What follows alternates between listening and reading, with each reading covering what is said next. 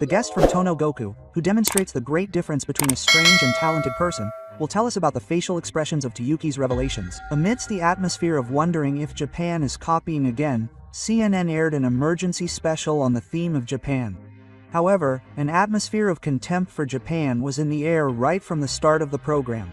What completely changed the flow was a single word from the guest, Tayuki.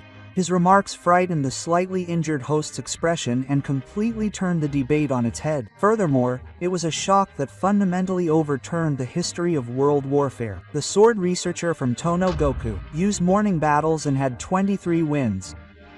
He made provocative remarks that Japanese swords were incomparable, and the atmosphere in the studio suddenly became tense. This program attracted attention as a result of the popular drama Shogun, which was broadcast as a special feature on the Road Japan on CNN's news program Newsstream, and a special feature on the theme of Japan was broadcast. The host was Amanda Davies, a sportscaster who is well known in the United States. She not only looks at things from a distance, but also actually visits the scene to conduct interviews. He covered Japan during the Great East Japan earthquake in 2011, and also covered Fukushima in March 2019. In addition to the host, Amanda, guests in the studio included a Western historian, a humanoid researcher from a neighboring country, and Hiro, who starred in the drama Shogun. Hiroyuki Sada has a quiet demeanor but exudes a presence as someone who knows the evolution of Japan.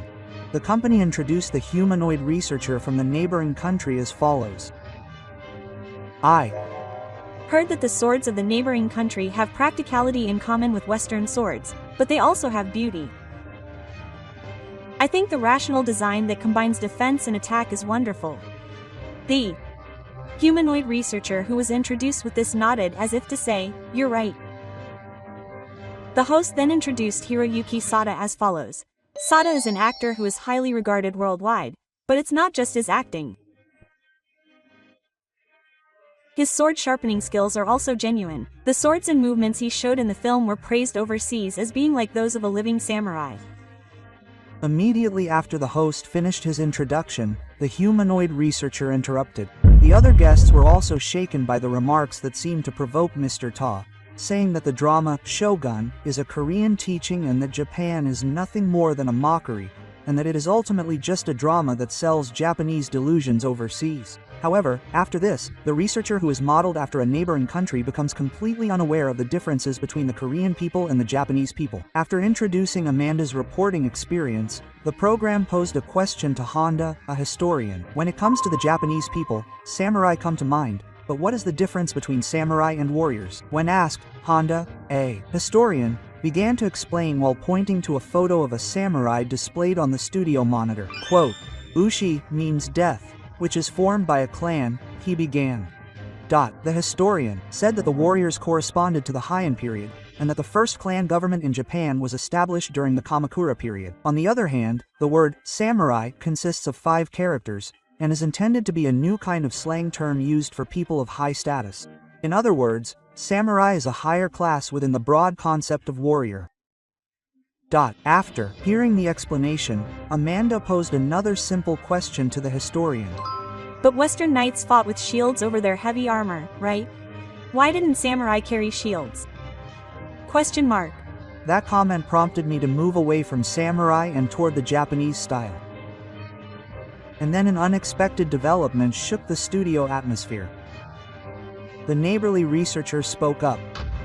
It's simple.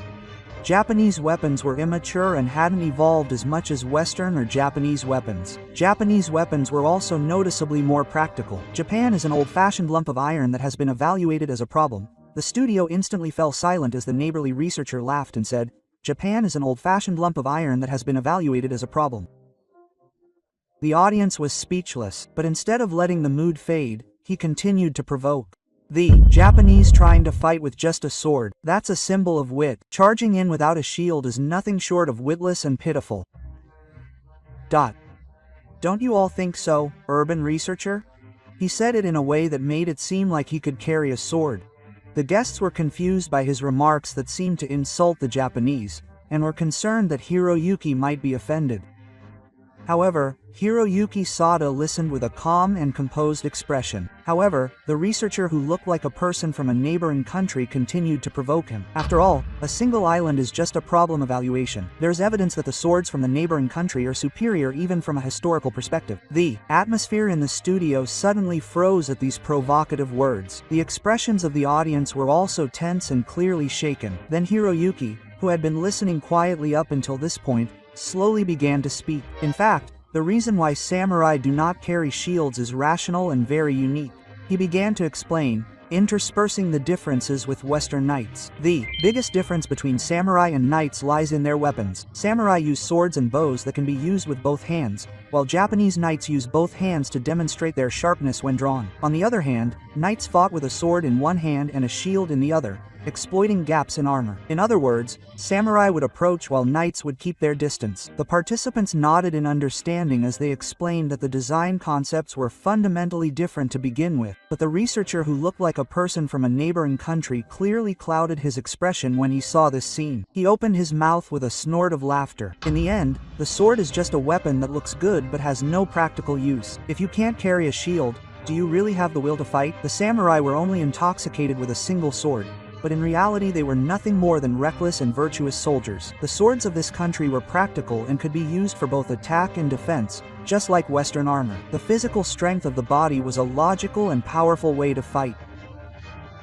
Even in terms of armor, it is clear that Western armor, or rather the armor of the neighboring country, was far superior. The studio was tense again as the Western-style researcher continued to make provocative remarks. However, only Hiroyuki continued his explanation without changing his expression. The second reason is the difference in armor. Samurai had a kanaka that could be used as a shield, and the o-yoroi was an all-purpose armor that covered the front and back. The o-yoroi that hung from the shoulders could not only block arrows, but could also be used as a prop. On the other hand, a knight's shield could only protect the entire surface. It is important to note that the Japanese armor is designed to be flexible, with a wide range of joint movement due to the detailed part structure. As a result, he was able to freely control the sword, spear, and bow, and his weight was kept to around 20 kilograms, minimizing the consumption of his physical strength even on long-distance journeys. He was truly the ideal unarmed warrior, equipped with defensive power and maneuverability, compensating for the disadvantage of not having a shield. The other guests, overwhelmed by the defensive power and functionality of Japanese armor,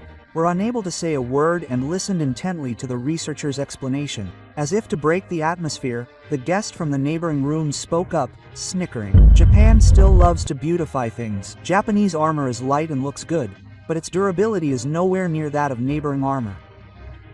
The equipment of neighboring rooms is more practical and has evolved to protect lives. A single samurai doesn't even carry a shield, reveling in his sword, and in the end, he just glosses over it with spiritualism. The Japanese style prioritizes appearance over strength, isn't it? The studio staff followed his remarks, which were mixed with humor. However, Hiroyuki quietly looked back and began to object. No, it is this mentality that is the decisive difference between samurai and knights and other warrior cultures. With these words, the attention of the other guests in the studio was once again focused on Hiroyuki. He began by explaining that knights at that time were in a privileged position as members of the upper class, and their lives were considered extremely valuable. As a result, on the battlefield, it was more profitable to demand ransom for an enemy than to kill them, and it was not uncommon for them to lose the battle and still be alive. In other words, for knights, protecting their own lives was the top priority rather than defeating their opponents. Next, explained that samurai, on the other hand, maintained a strong sense of integrity and loyalty to the sky. In order to protect their honor, they would choose to avoid shame even if it meant losing their lives. And even if their bows and spears ran out, they would still confront their enemies on the island of Japan. This mentality gave them a great advantage on the battlefield. Even when they were fighting without shields and carrying swords, their trust in their comrades and their neutrality allowed them to maintain their position and step forward without fear of their enemies. Furthermore, because they were extremely afraid of losing their honor, samurai were more determined to fight to the end in battle than the wise men. This determination not to fear death, and the sense of duty to serve one's comrades and lord, inspired brave actions on the battlefield more than victory itself. This is still talked about as samurai culture today. The samurai-type researcher laughed heartily at this casual explanation. I see, so samurai were content to throw their lives away in vain.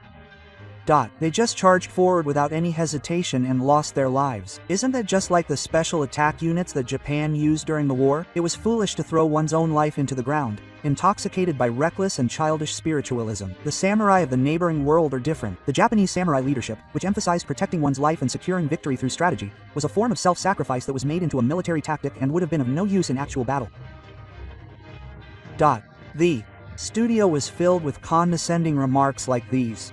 Meanwhile, Sanada Hiroyuki calmly and slowly retorted, No, that is the strength of the samurai. It is because they do not hesitate to sacrifice their lives that they protect their comrades, protect their lord, and fulfill their responsibilities to the end. That determination led to the evolution of the sword and established the spirit of Bushido. It was the power of the mind that could not be measured by rationality or efficiency alone that made the samurai a force that could compete with players from around the world. These words were met with applause from the studio audience. It is also said that many comments of support were received from people overseas who learned of these facts through the broadcast. The atmosphere in the studio became completely Japanese, and the researcher, who looked like a person from a neighboring country, left the studio without saying a word. The channel's impression is that by spreading the Japanese Bushido spirit to the world, we can convey the greatness of being Japanese. I hope we can continue to spread such things to the world. I love Japan. If you like, please let me know your thoughts. Thank you for watching until the end. See you in the next news episode.